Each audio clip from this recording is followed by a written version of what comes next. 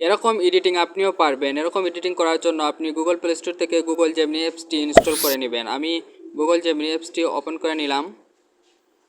Google Gemini অ্যাপসটি open করার পর কিছুক্ষণ ওয়েট করবেন। ওয়েট করার পর দেখতে পারবেন এখানে একটি ক্লিক করবেন। এখানে ক্লিক করার পর ক্রিয়েট ইমেজ এখানের মধ্যে একটি ক্লিক করবেন।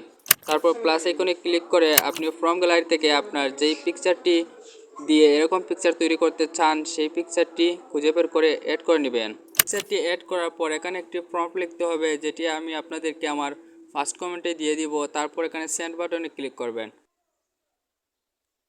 সেন্ড বাটনে ক্লিক করার পর কিছুক্ষণ ওয়েট করবেন। ওয়েট করার পর কিছুক্ষণ সময় নেবে।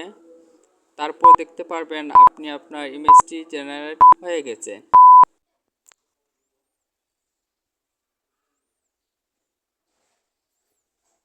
তো দেখতে পারলেন কিছুক্ষণের মধ্যেই আমার ইমেজটি জেনারেট হয়ে গেছে। দেখুন আমার ইমেজটি তৈরি করে দিয়েছে।